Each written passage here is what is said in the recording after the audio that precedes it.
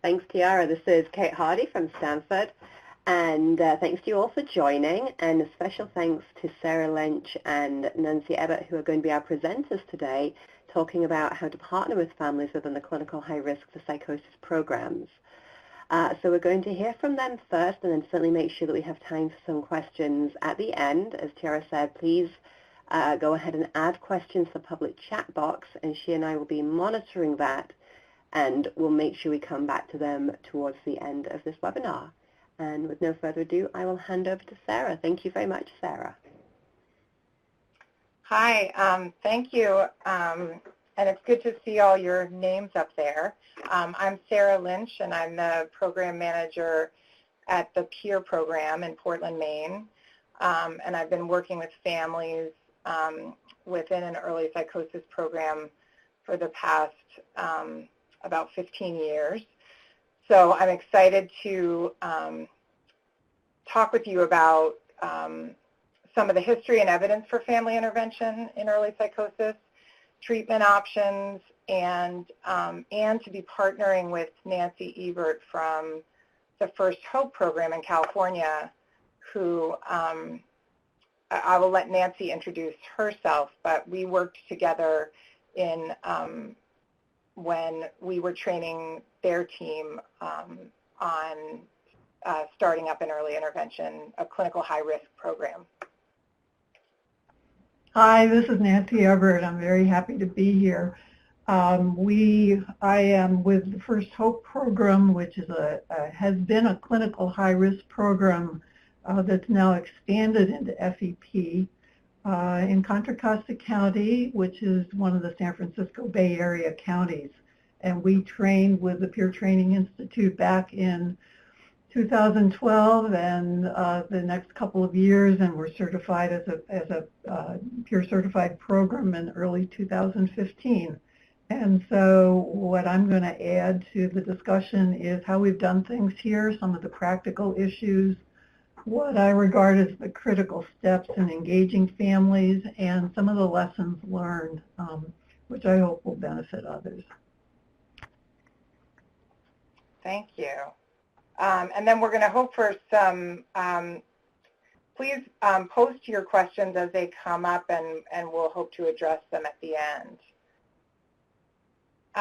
So just to give you a little bit of a background, is everybody seeing the slide Peer History and Present? Hope so. Okay. So the PEER program has been around since the early 2000s, and was started by Dr. William McFarland, who I think you've heard from on these training calls. He's been a pioneer in family psychoed and community-based treatment, and got interested in early psychosis work in the 90s, and especially in the models from Australia and New Zealand. And then we were part of EDIP, which is the Early Detection and Intervention for the Prevention of Psychosis multi-site trial, with 6 other clinical high-risk for psychosis sites across the U.S. And we tested the multifamily group psychoed model as part of a team-based approach in that study. And then PEER has reopened in 2015 as a first episode program, still treating clinical high risk, but doing a combination of first episode and clinical high risk. And I've been leading our team in the adolescent and adult psychiatry here and doing some training across the state of Maine. Just to give you an overview of what the PEER program offers, we're a multidisciplinary team, and we offer individual and family treatment, supported employment and education, med management, care management, and peer support. And family engagement is a core part of the model and happens from the very start of treatment. So we really ask the young person at the start who their key supports are in family, school, community, and get young people oriented to their supports being participating in treatment, and that it really can benefit them in the long run. So even if the message is, how can I help your parents not to hover or to learn better what you need, we really consider ourselves a family-based program, which obviously makes sense with this clinical high-risk population, which is a bit younger than first episode. So I just wanted to start with some quotes from some of the young people in our program experiencing clinical high risk. I had intense thoughts that felt so real I could almost see them. Words change in front of my eyes on shop signs, books, text messages. I see it warping. It feels like a message from somewhere. I've experienced felt presences, seen shadowy figures. Sometimes I get a paranoid sense of people watching me. And then from the family member's perspective, there's a lot of scary information out there, and I would call it, at this point, misinformation, old information, out of date, that if you were to read it, you would walk away feeling afraid for your child, and it's unfortunate to say the least. He told me that he just didn't feel right, and he felt like everything was falling apart, but he couldn't really explain to me what exactly was happening. He stopped sleeping well at night, and he'd always been a good sleeper. He needed us to be in the room so that he could settle, and we hadn't done that since he was really little. Another parent said, I saw it all as behavioral until he thought he was 3 days old and was very psychotic. So as you know, and I think you were with Barbara Walsh last time, that diagnostic uncertainty is normal in early intervention, and these subclinical symptoms are confusing, but they do need attention, and families need help sitting with that uncertainty. Family can help with earlier intervention and with understanding the full picture. And family may be more open to understanding the importance of early intervention and the power that they play in how to respond. And so sometimes there aren't quick answers, but family can be invited to be part of the solution. And the CHRps is kind of a good start of that education and awareness. So why is family engagement important in the clinical high-risk phase? This is just some research highlights that family involvement leads to earlier identification and intervention. We found in EDIP that our community outreach was successful in identifying the right young people, and we also were identifying people that were in need of treatment and met criteria for an Axis 1 diagnosis. We also found that families were motivated to be part of the treatment, and we had 80% of the clinical high risk and 89% of the early first episode, meaning within a month of a first episode, participated in the family psychoeducation through multifamily group. So the literature on early intervention is filled with discussion of risk factors or biomarkers, and identifying people, within this broad category of clinical high risk. This is a diagram from a paper published by my colleague Kristen Woodbury a couple of years ago in Harvard Review of Psychiatry that brings attention to the fact that risk needs to be conceptualized within the context not just of biology, but of environment, and not just in terms of risk factors, but protective factors. We don't know much about protective factors, but we with the exception of families. We do know something about families being a protective factor. Oopsie, sorry. So I'm going to talk in more depth about the TNRE study in a minute, but it's pretty well documented that expressed emotion, which means hostility, critical comments, over-involvement, increases the risk for psychosis and for relapse. The families where young people don't want family involvement are the most important families to involve in treatment. And I think we sometimes miss this opportunity to make the biggest impact. And if you're a family-based program, you really see the family as your client. And in terms of protective factors, on the other hand,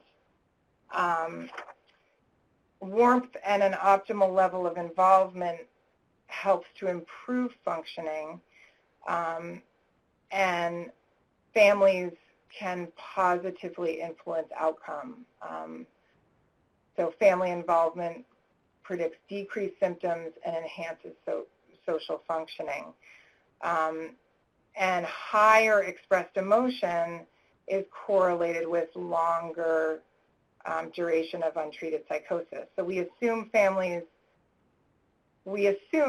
at the outset that families are responding normally to a stressful change in their loved one. And part of the reason for high expressed emotion is living with the stress of undiagnosed symptoms.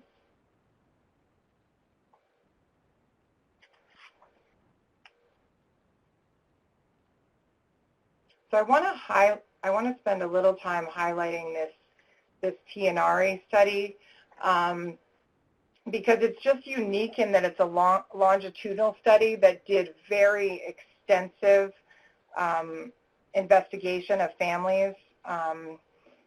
It was conducted by Wahlberg and TNRE and their colleagues, and adoptees whose biological mothers had been diagnosed with a schizophrenia spectrum diagnosis were, and considered at high genetic risk, were compared with adoptees from the same period and comparable demographics to those who did not have genetic risk and thus were considered low genetic risk.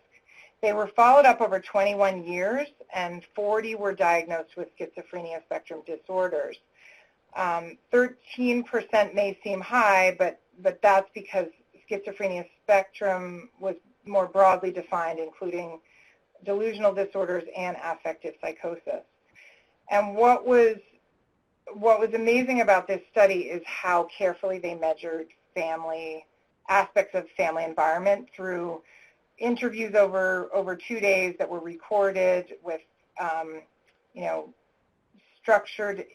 semi-structured personal interviews with family members individually, then interviews of the whole family, observations, and this led to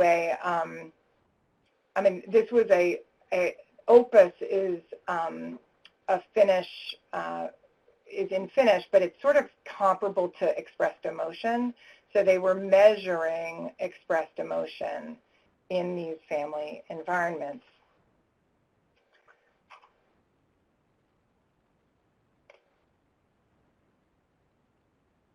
And what they found was that it's the interaction between genes and environment. Neither genetic history nor environment alone significantly predict the development of schizophrenia. It's the interaction. So those at high risk in family environments characterized by more criticism and conflict, constriction and boundary problems have elevated rates of developing schizophrenia spectrum disorders over time. So if you look at the high risk category with the low opus rating, you can see that I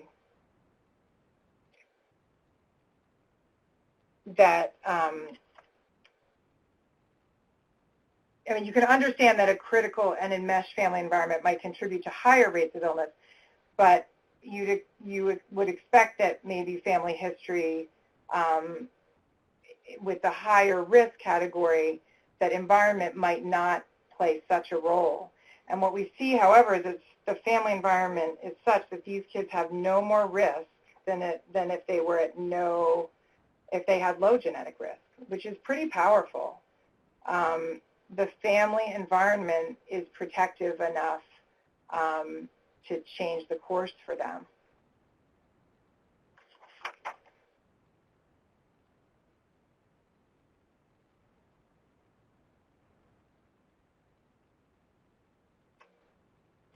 So I'm now going to move into just talking about family engagement and some of the ways we think about the young person, or in this transition age, getting their buy-in. Because sometimes young people are open to family involvement, and other times it can be kind of a struggle. And I think that we think broadly in terms of the definition of family, who the network of support is for that young person. And then we also think about explaining family involvement in terms of how it could benefit them. And usually this is through the young person hearing from other young people and families, which we do a lot of having, I'll be talking about a family workshop that we do, but it's often the most powerful piece for young people. And then giving them choice about who's involved and offering boundaries and safety in terms of how that involvement happens. But I think that, 18 is kind of benign, and I've seen a lot of, in FEP programs, kind of a missed opportunity with declined family involvement. And I think, starting at the initial engagement, this is critical and can make such a big difference in the treatment intervention. So the two models that I'm going to be talking about are family-focused therapy, Mikowitz's model, and the multifamily group Psychoeducation, which McFarland's model, and they're actually very similar. They both began in the 80s and were born out of Ian Falloon's work, and these are kind of common elements of engaging families in these models. Is learning about strengths, challenges, supports, learning about the goals of the individual and the wishes of the family members, conveying empathy, hope, offering information and education, but mostly partnering and really seeing the family as a key partner in positive outcomes, and that their input is very important. And then both models are problem-solving models, so they're very practical and focused on functioning, as well as the goal of improving communication. So the family-focused therapy model has an engagement phase. It's a 6-month model with an engagement phase, psychoed about risk for psychosis, communication enhancement training, and problem-solving skills training. And this is in a single family format. And these are some citations, and I believe they're also listed at the end of the presentation, that there's been research in family-focused therapy with the clinical high-risk sample that it leads to decrease in attenuated psychosis and also improves family communication and decrease in conflict and criticism. So I'm going to focus from this point on more on the multifamily group therapy model, which we use here, and Nancy will talk about it as well. But there are components of it that are offer kind of different levels of family education and involvement, which I'm going to highlight. And it also, just to note that this model we use in single family format. You know, there are a variety of reasons that families can't participate in a group, and so we use the same model, single family, as well. So family members participate alongside the young person, and it's really based on the recognition that families have a significant impact rather than what was formerly thought of as families, you know, causing illness, or, you know, the sort of schizophrenic mother of the past. So the goals are to reduce distress, improve relationships, and decrease burden. And there's education, crisis management, problem solving, support. The multifamily group offers, you know, the support of other families and other young people, which at this age is kind of huge, to have the kind of cross-parenting that can happen. And typically the group is at least 9 months, but it can run for, you know, 1 to 2 years for the young person and family. And family psychoed has an evidence base in other mental illnesses as well, and is early on in terms of research in clinical high risk.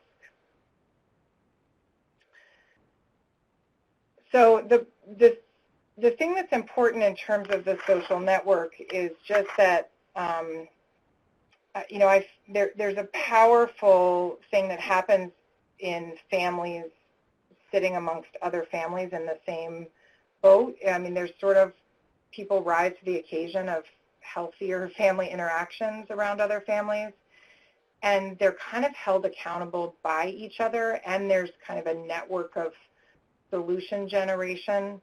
And in my experience of 15 years of running groups and supervising, training and supervising other groups, is just that team members really love the work. Clinicians, employment and education specialists, family support partners, peer support partners, all of them really enjoy running group and enjoy seeing the kind of network of support that happens. It's also kind of a pretty cost-effective way, I think, in earlier intervention, because you're kind of driving a lot of the work into the group setting. The multi-family group psychoed model, actually, and family-focused therapy are heavily based on the stress diathesis model, as is CBT for psychosis also. And this posits that psychosis is the result of an interaction between stress and environment, and stress, environment, and biological vulnerability. So the model is supported by evidence that individuals at risk for psychosis have altered physiological reactivity, and subjective responses to stress and stressful life events, critical family environments, and daily hassles are all linked to subsequent psychosis in vulnerable individuals. Understandably, a lot of the research is investigating abnormalities in individual stress reactivity, and in most of the work, stress is seen as acting on the individual without considering the individual's impact on his or her environment.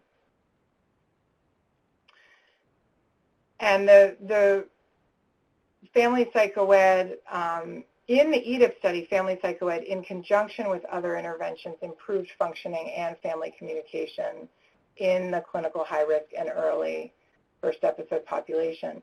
It was also found to be, it was found that people in these different settings, both rural and urban, were willing to participate in multifamily groups. So it's, you know, we know that it's feasible in this population, and families tend to respond well in this clinical high-risk phase, where there's, you know, I think sometimes young people respond to the cross-parenting of hearing messages from other families, and, you know, peers hearing from peers, parents hearing from other parents.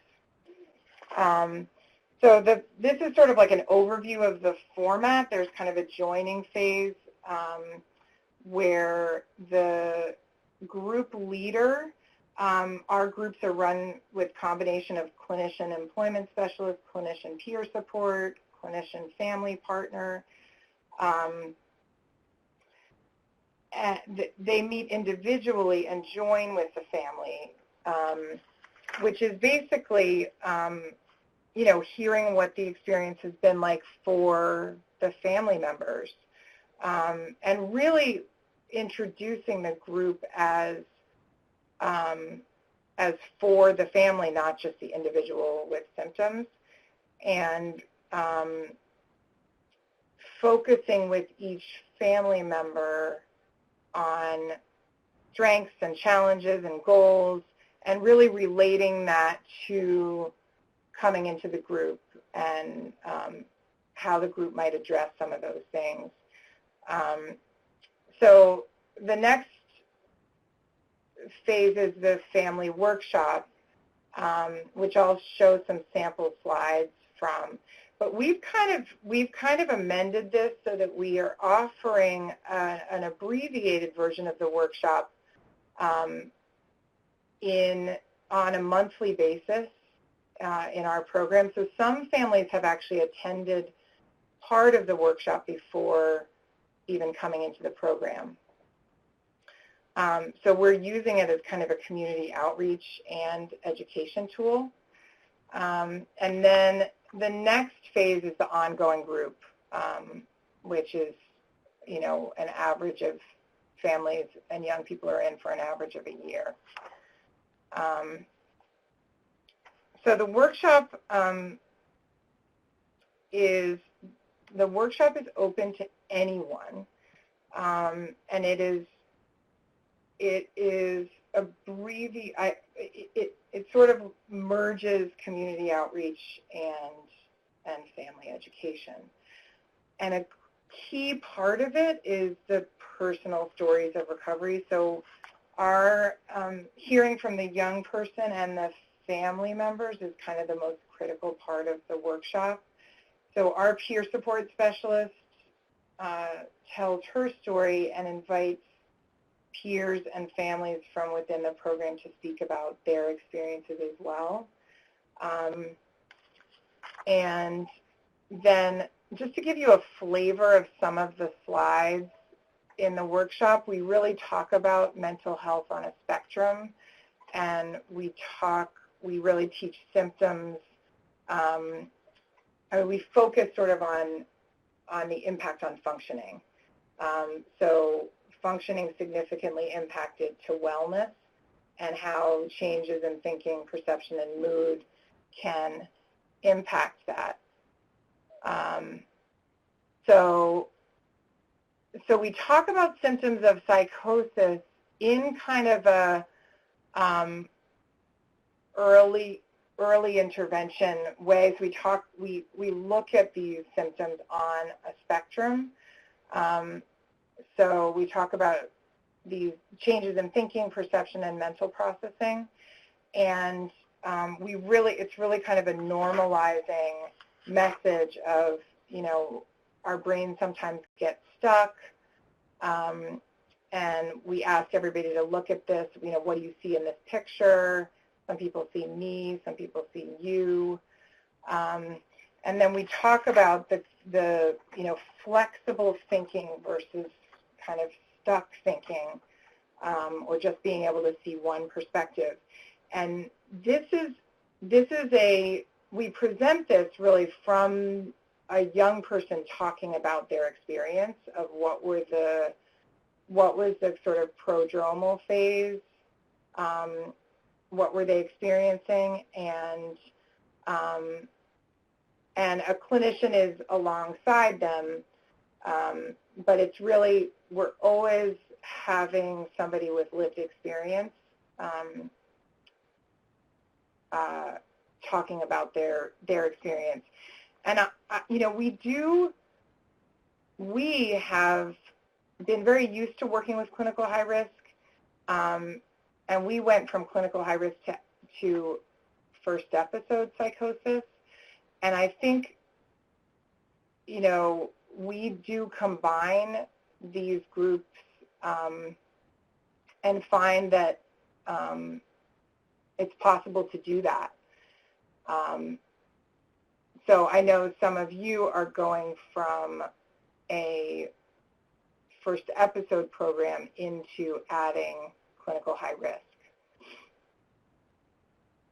So same thing with perceptions. You know, we're normalizing this, and we're talking about, you know, how people can have these experiences if they're not sleeping. We talk about more subtle changes to more clear hallucinations on a spectrum. And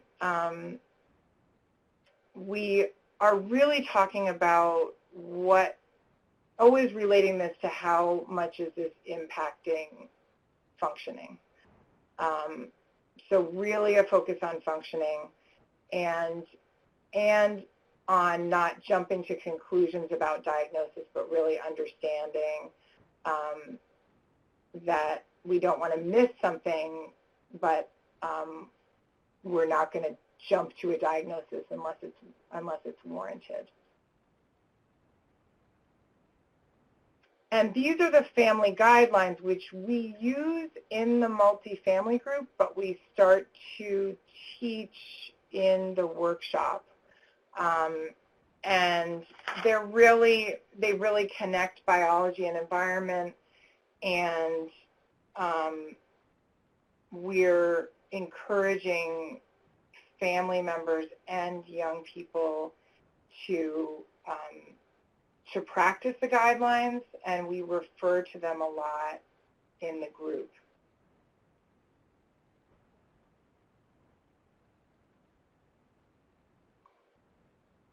We also kind of talk about this mutual effect between that, you know, families play a big role in, that family interactions can influence symptoms and vice versa, and it's important that everyone in the family is aware of these environmental factors.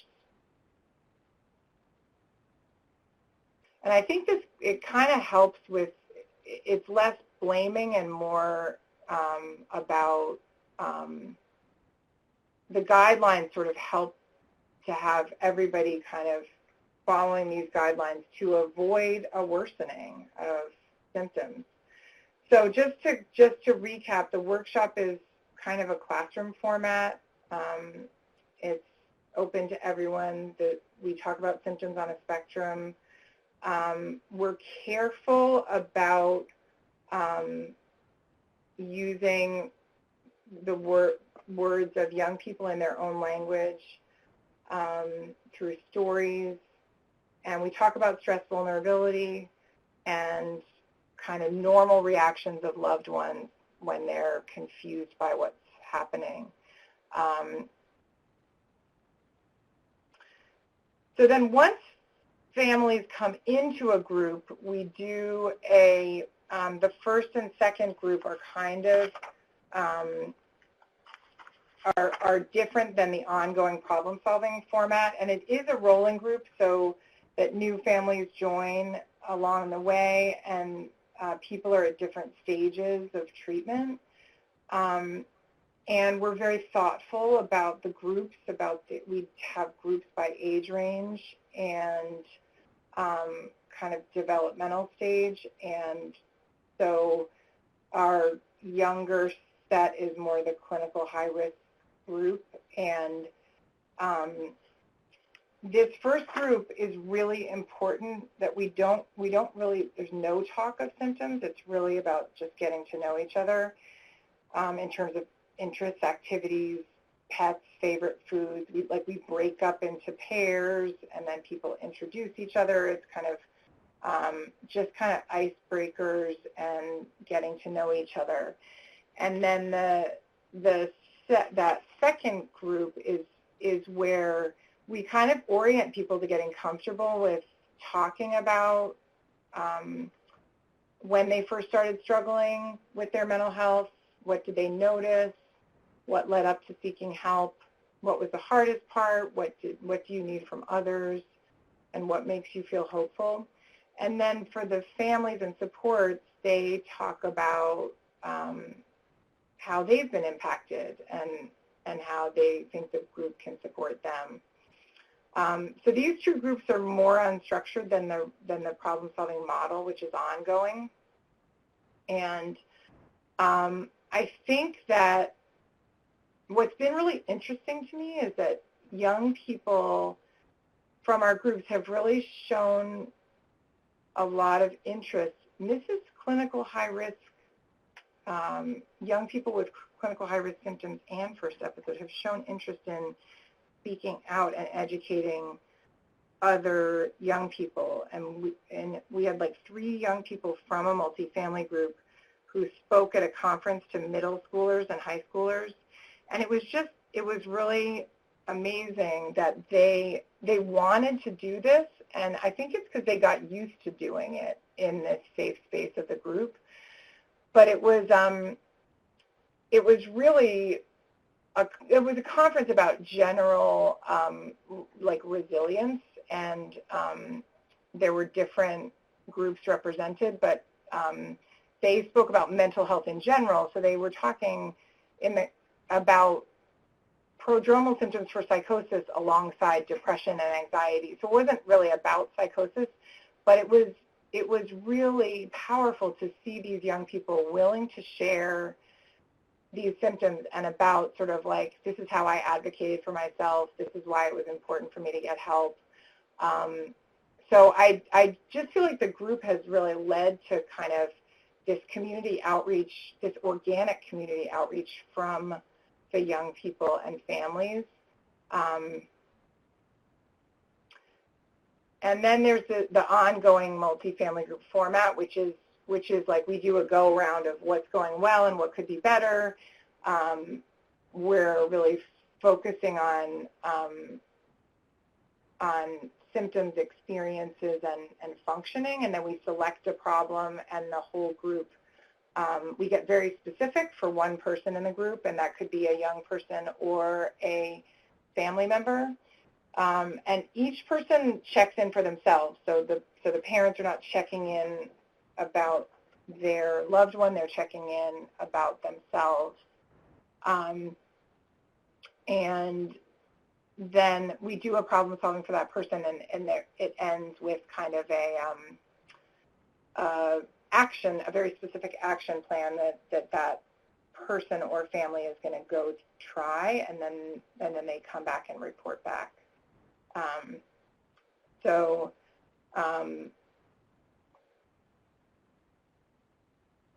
I think, key strategies are kind of, we're looking at creating a protective environment, home environment. With education and support, we're trying to reduce the intensity, anxiety, and some of the over-involvement that happens. And we're also adjusting expectations temporarily.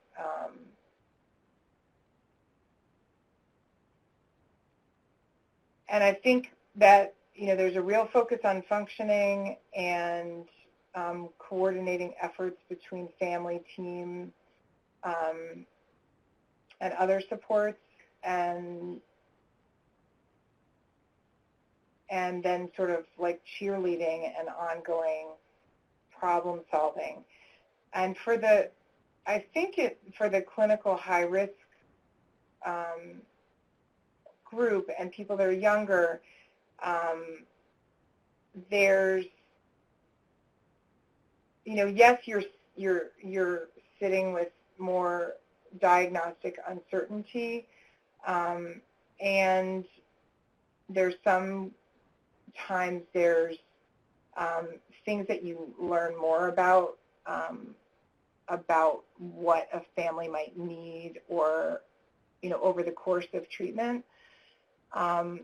But the group environment, so we have had people transition from the program into other treatments that are that better address, say if trauma is revealed over the course of treatment here. I mean, sometimes people might be better served within our family-based DBT group for a period of time. But there's something nice about the open and rolling nature of the group, in that it kind of allows for different different amounts of time that people are engaged within the group. But we do find that families do better when it's, they're in group for at least 6 months. I'm going to now turn it over to Nancy to talk about the First Hope program and the family work that they do, and I think we'll also address questions at the end. Thanks, Sarah. This is Nancy, and I'm going to talk about our experience here at First Hope as a clinical high-risk program primarily. We were established in 2012 as solely clinical high-risk, and have only expanded into first episode psychosis in the past few months. So we had about 6 years of startup and then becoming a mature program doing only clinical high-risk work. We are one of the San Francisco Bay Area counties. We are a county-based program. Everybody who works in our program is actually a county employee. And we were trained by the Peer Training Institute back in the beginning in 2012. And then we went through a 2-year certification process. It included multiple components, SIPS training and ongoing supervision with Barbara Walsh. Sarah was our clinical supervisor over those 2 years. We had certain benchmarks we needed to reach as far as outreach in our community. And at the end of those 2 years, we were deemed competent and certified as a peer-certified program. Family involvement in multifamily groups has always been central to our treatment, and I want to talk a little bit about how we've done things. And I think there are many, many ways to do things and get them right. So this is what we've done and what has worked for us. So we are a comprehensive needs-driven team-based service, as many of you are, and that's our array of services. We've only recently added a substance abuse counselor, and we've had a family partner throughout, and have added a peer specialist. So what I've chosen is some of what I think are the critical steps that I have observed in our engaging families. And I want to start with the CHRp debrief. We do things a little differently from the way Barbara Walsh might do it. We invite families back for the debrief. After the CHRp is done, we send them home. Our clinicians usually like some time to score the CHRP, to look it over, and then if the young person is CHRP positive, we decide on who the primary clinician will be and invite the family back to do the debrief with the person who would be the primary clinician as part of that debrief. And that to me is a kind of critical step. We try to get as many people in the family as possible. We describe what we found. This is sometimes an exercise in gauging the information to the level that the family can both understand and tolerate. And I would say it requires a great deal of clinical skill in terms of managing the anxiety of the family, and in a minority of cases, raising the anxiety enough that they are concerned about the problem that their child is having and not minimizing or denying what's going on. We describe the program. We tell them what to expect and what is expected of them, and we offer them the program. Most people accept on the spot. Occasionally people want to think it over. Most people accept. I would say the ones that decline are generally families where the symptoms are either quite mild or the particular child in question is the least of their problems, and they have so many other problems that they just can't imagine participating. But most families do accept services. We clarify things like confidentiality, the sharing of information, and we begin active engagement, kind of right on the spot. We talk to them about the importance of family involvement, and one of the things that we didn't do initially, but we came to after a time of running into some problems, was that we expect people to participate in MFG. And why do we do this? Well, what we found is if we would meet with families individually over a period of time, they would say, services are great, I'm happy with what I have, and I don't want to go to the group. And what we found was being a little bit more proactive in terms of talking about the value of the group, and that we really wanted people to try it, and how much the group was a critical part of the treatment would kind of set them up for the expectation that even if they didn't like the idea, that they were going to do it. And we would try to normalize reluctance. We tell people that, everybody says they don't want to go to the group, and then at the end everybody says that they really value the group. Then we start services right away. We think about stabilizing the family first.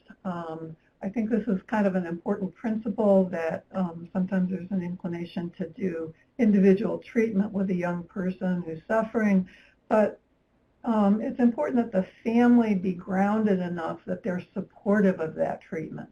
So I think that thinking in terms of what does this family need to really establish themselves and be a support to the young person. And I always encourage our clinicians to kind of front load the treatment, begin a kind of very intense treatment right away, get this situation stabilized, and they will do better in the long run. To pay attention to the most reluctant and problematic family member. I think working with families, sometimes there's a sigh of relief that somebody, the most problematic member is busy working or can't come. And yet they're a kind of critical member of the family, and we need to find ways to deal with them. And don't forget about siblings, who are often left out and often have things to say and are suffering themselves. So we do our workshop. We do a 6-hour workshop. We've been doing it on a Saturday. We've tried different formats, and we keep coming back to the Saturday format. Our entire staff comes in, and it's really a high point for the staff and for the families. We try to make it interesting, relevant, and fun. It's a combination for us of psychoeducation, what the program is, how to benefit from the program. We go over the family guidelines, how to handle crises, and then we talk about the format of MFG. We really hard pedal attendance at the psychoed workshop. Families that miss this have really missed out on a lot, and your clinicians have to then do all the psychoed pieces individually, which just takes a lot of time.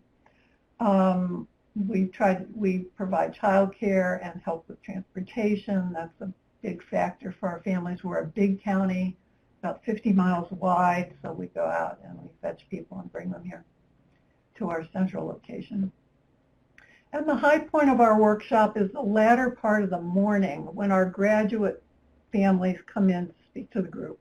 We could only do this after we'd been in business for a couple of years, when we had graduate families.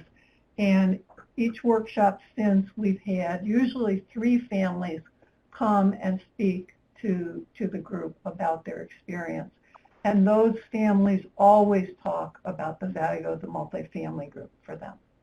And I'm going to read a quote from a dad, and I will say about this particular family, they have come to every workshop and spoken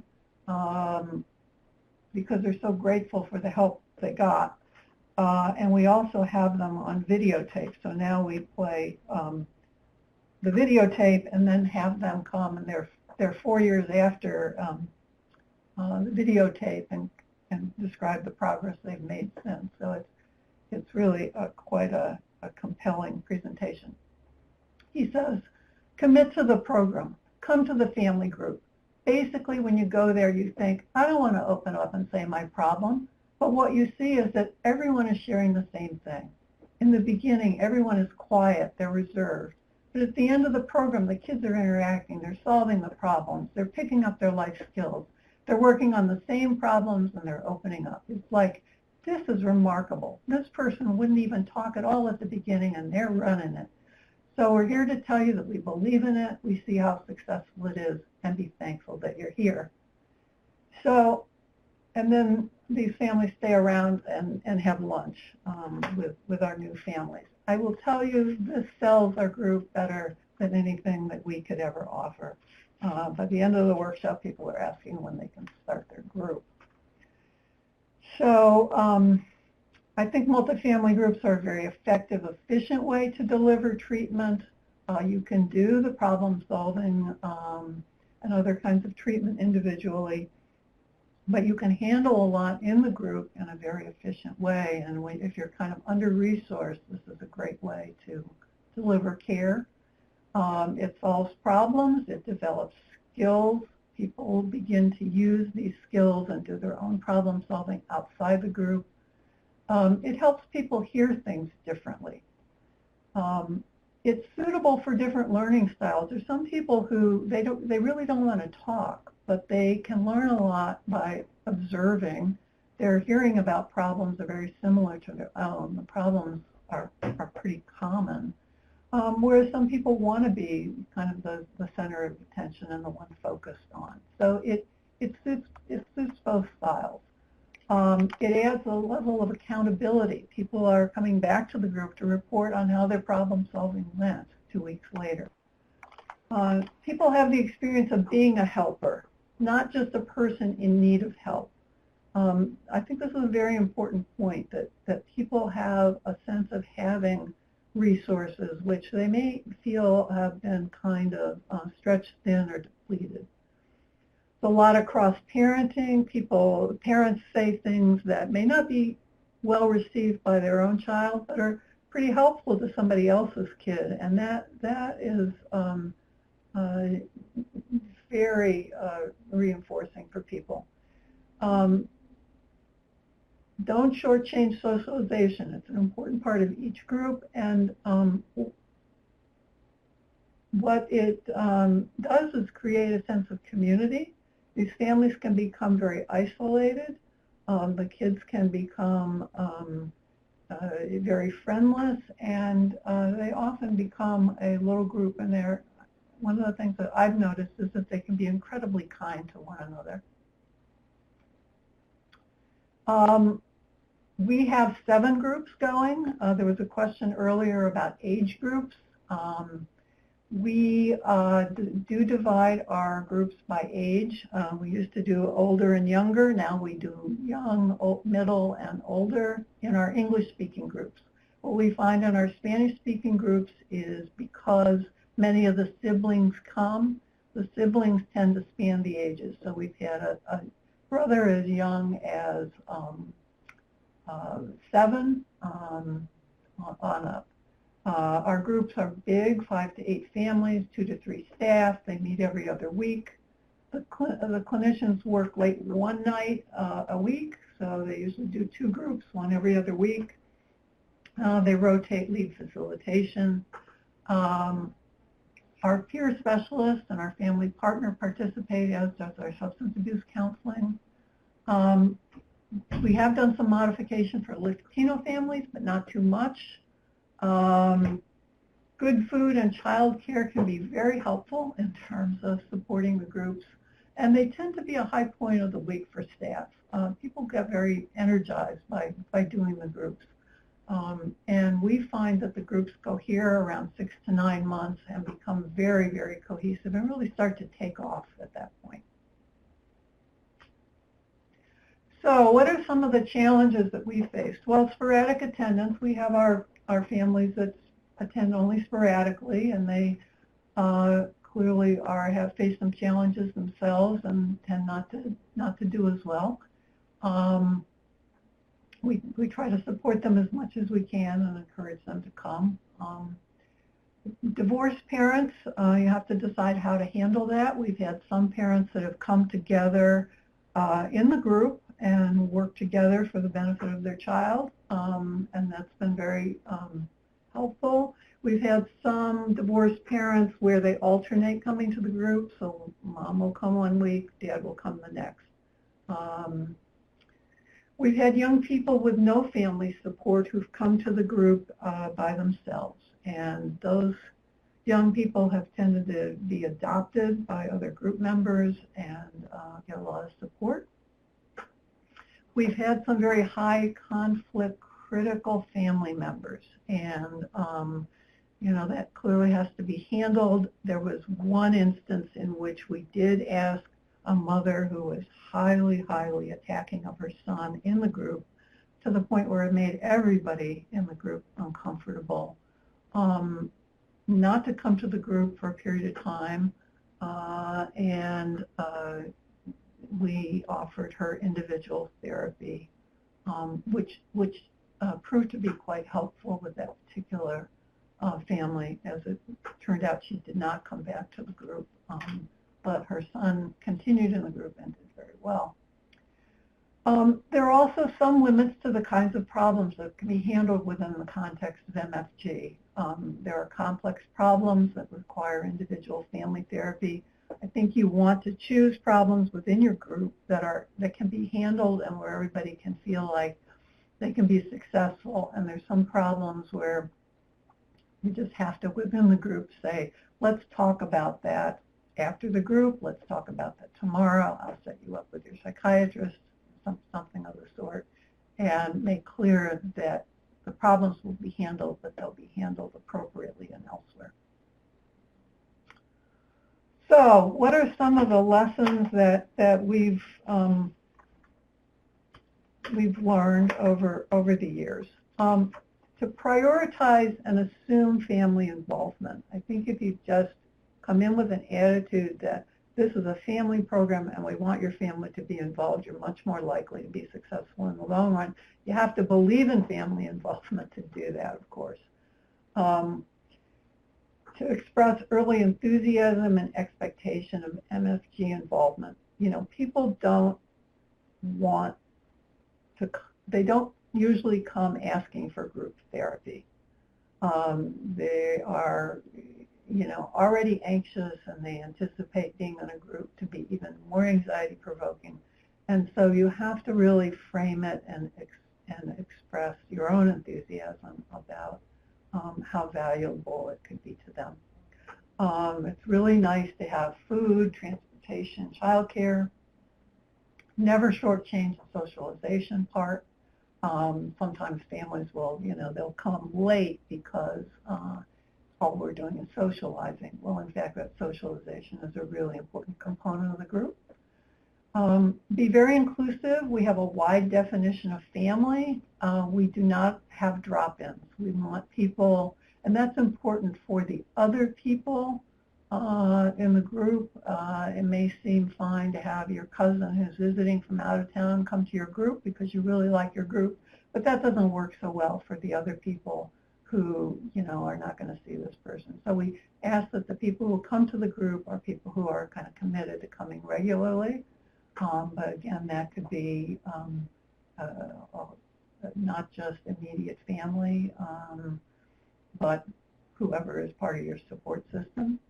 And it's very important for the leadership to support the staff who facilitate the MFGs. It really has to come from the leadership of your program. There needs to be ongoing supervision, maintenance of fidelity to the model, and adequate time for all the things that go on around the group, including things like documentation. So I want to zoom out just a little bit and talk from my experience looking back over the years. And I have the good fortune of a kind of long career that began back in the heyday of family therapy in the 70s in the Stanford area. And I was actually trained as a family therapist before I trained in psychiatry. And so I want to talk a little bit about approaches to families and how things have changed. So in the early days of family therapy, both the theory and practice did focus on interventions with families with a psychotic member.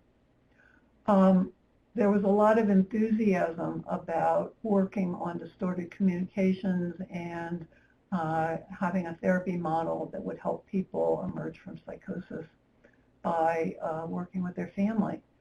That model failed miserably and did a lot of harm. The whole idea of the schizophrenic mother has been soundly rejected, and with the advent of managed care, training and interest in family therapy has waned across the U.S. Many of the training institutes closed down, and there's been far less reimbursement for family therapy.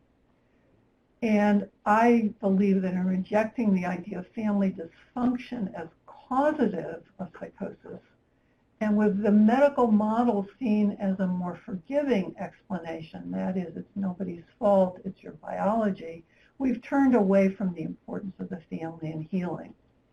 So one of the things that I have gotten interested in is the open dialogue approach, which was developed in an area of Finland specifically as a family intervention in psychosis, which harnesses the healing power of families. And in a particular area of Finland where it was used, really cut down on the chronicity of psychosis, and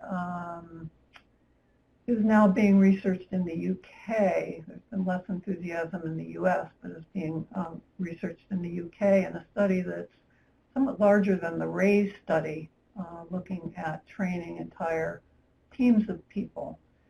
So we have been using this approach at First Hope with some of our CHR families and are currently decided to offer a network meeting being all people who are concerned and in support of the young person to all our FEP families early in their treatment, and then we would continue those meetings if they're helpful. So I'm going to turn it back over to Sarah to kind of wrap things up.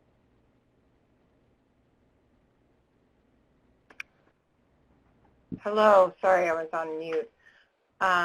Thanks, Nancy. I wanted to just say that there, within clinical high risk for psychosis, I think there's still a lot of questions about dosage of family intervention, about how to tailor interventions specific to the family, and what is the scope of, certainly we do family therapy within our program, and we sometimes separate out family work and individual work, and we're making decisions all the time about how to address conflicts within families. I think we have a lot to learn about better understanding barriers to engagement and why the families we lose, what could we have done differently.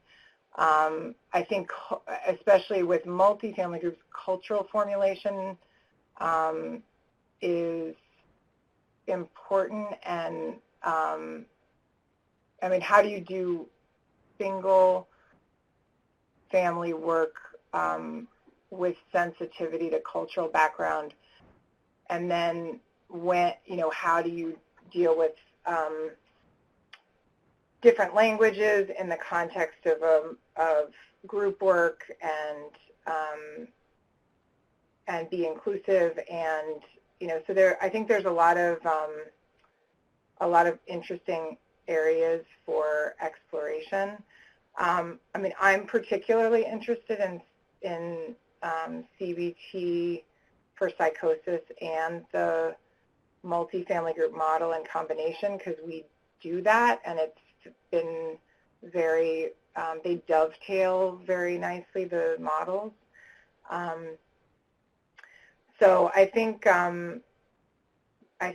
there's a lot of opportunity for further research in family work with this population. But what I kind of think that Nancy and I agree on the fact that it is, when you're looking at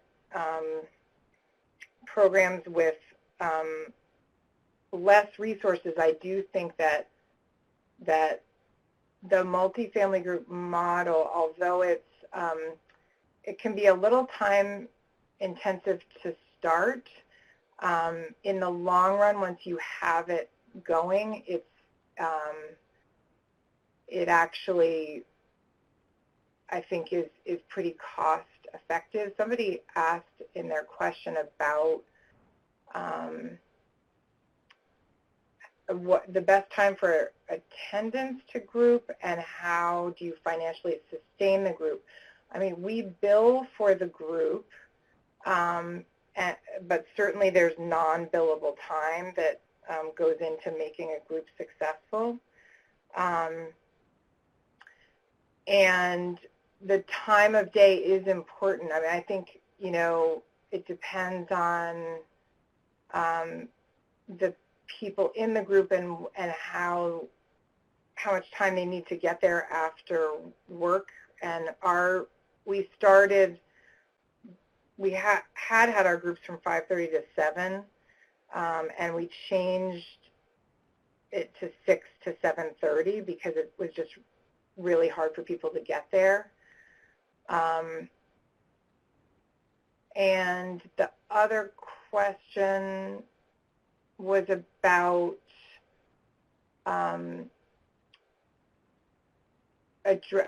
engaging families with clients who are adults. And, for clients who are over 18. And I feel like sort of similar to what Nancy said about if you are a family-based program, you sort of assume family involvement. And obviously there are some cases where that's harder to achieve, but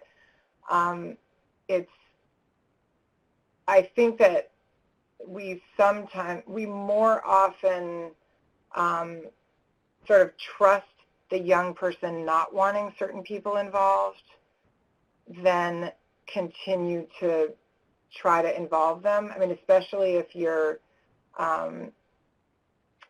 not used to involving the family. So I think it does change things when that is just the expectation. And I've found that I've been able to make that happen in situations where, you know, by really having the young person really understand why we're engaging the family, and I think, you know, a lot, and then we sometimes have family members wanting to come to the group and the young person doesn't, and that's kind of a discussion about, you know, do we have the family start in the group and the young person sometimes will come later. But I think that assuming that it is a help to engage family and getting creative about how you do that, and giving that the young adult some real control over how that happens, I find that we're usually successful. So I wanted to, those are the first 3 questions that have come up, and I want to make sure that we open it up. We have 20 minutes to address other questions. And I also want to say that I think our contact information is at the end, and I'm happy to, you know, have people follow up if they have questions about training or resources or things like that. So just while people are thinking of questions, Sarah, and typing those in, just to say thank you to both you and Nancy, I'm sorry, for such a comprehensive overview of MFG and discussion of application in a real-world clinical setting. That was super helpful.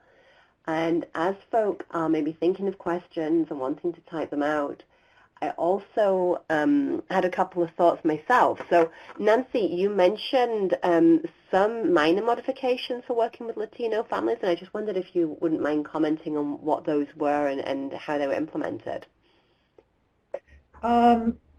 Yeah, the Latino families tend to be very family-oriented and very talkative. That's one thing that our clinicians need to deal with. And you know, when I said we modify them, we do modify them.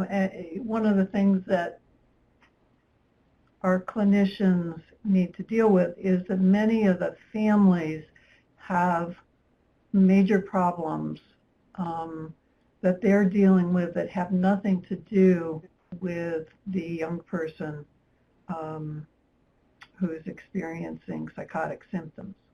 And many of those problems they share. And so the group becomes a very central place for them in terms of talking about those problems around financial hardship, immigration status, you know, problems with extended family, all kinds of things. And so the group has to really contain a lot, which is different from what we find with a lot of our English-speaking families, where they're more there for their child. So we need to kind of keep the focus on the young person and their symptoms, but the leaders have to also contain some of the distress that the family members are experiencing. There are some things about Latino families that, you know, we do need to kind of set some limits on, like, you know, timetables and coming on time. And we try to be lighthearted about it, but we are going to keep to a schedule. We are not going to, you know, come 15 minutes late. We're going to start on time. Things like that. So, and then trying to, kind of keep people on task and focused. It's one of the things that is probably takes more clinical effort than in our other groups. Brilliant. Thanks for that. And is there, you may have mentioned this, and if I missed it, I'm sorry, but is there a self-care component of this for the families? So thinking about how to support the family's own mental health? Yeah, we talk about that a lot. I mean, that's sort of interspersed in kind of all our treatment. And we do a variety of things, including offering, individual therapy to parents if we need to. Cool. Are you routinely assessing family needs and mental health as people access the service? Are you asking in a formal way? Yeah. Is there data being collected on that? Formal, but more informal. Okay. Awesome. And then I know we've been talking a lot on PepNet about transitions and step-down care, and I was just curious what happens either as part of the MFG model or that you guys are doing at First Hope about stepping down from the group. Yeah, that's a big challenge here. One of the things about our program is that we take all insurance, no insurance.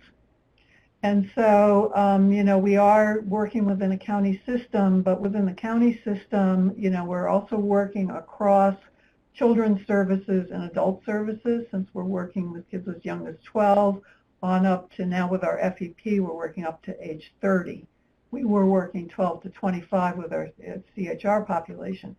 So if you think of it as kind of a complex combination of things at the end of treatment, how is someone doing? What are their needs?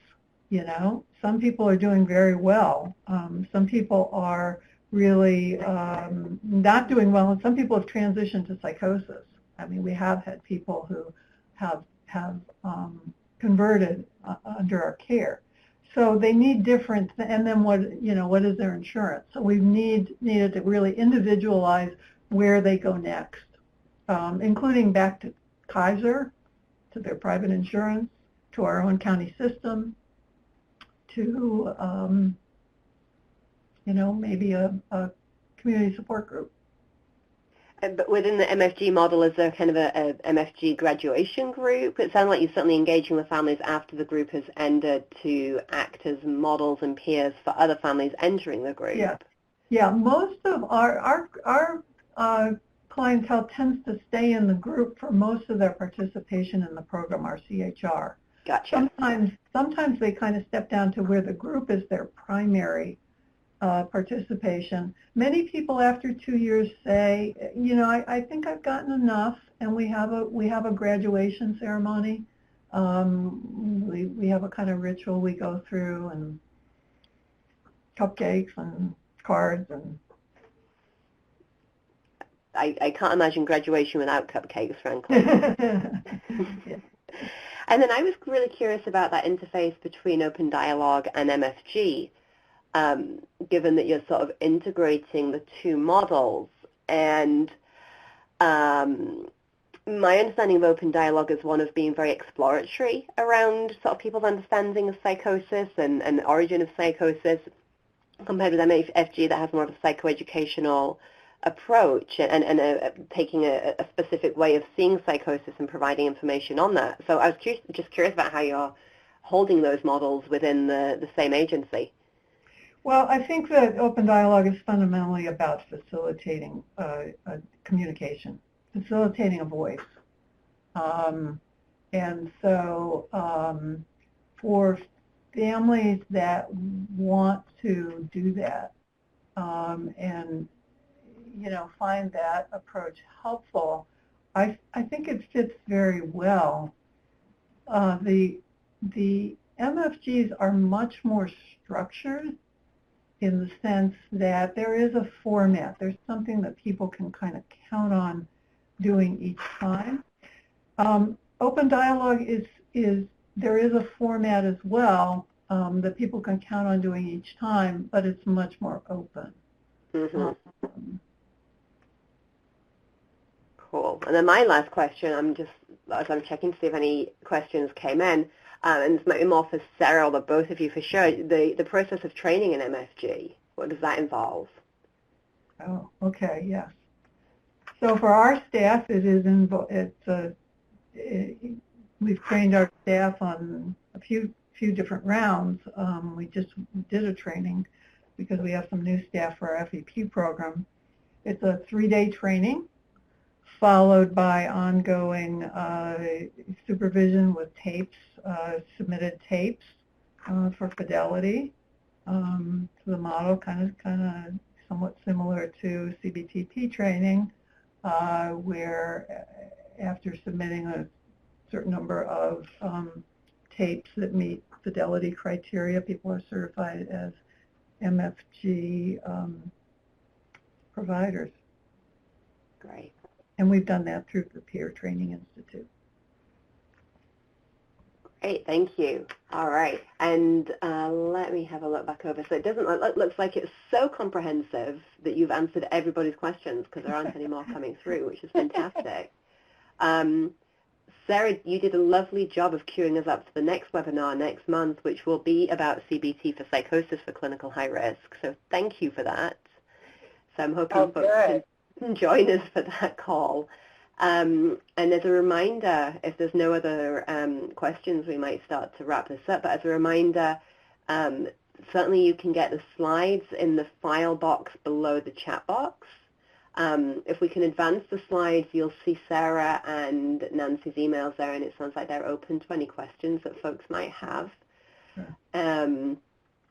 Feel free to go on the learning community on Absorb, where you will be able to find other resources and ask questions. And as Chara just put into the chat box, please also take the survey at the end of this webinar, which helps us sort of craft future webinars and as well. And unless there's any additional questions, I think we'll start to wrap up. And thank you very much to everyone for joining. Oh, and as Steve is saying, don't forget to attend our October national meeting in New York City, which we will start to promote quite heavily. But this is a pre-conference to the IPS conference, which will be happening on October 2nd, sponsored by SAMHSA, APA, NIMH, and PEPNet. And we'll be broadly focusing on early psychosis and clinical high risk, and we're very excited about it. But we'll keep adding more information. All right. Thank you, everybody, and thanks so much, Sarah and Nancy. It was wonderful. You're welcome. Thanks, everyone. Thank Bye-bye. you.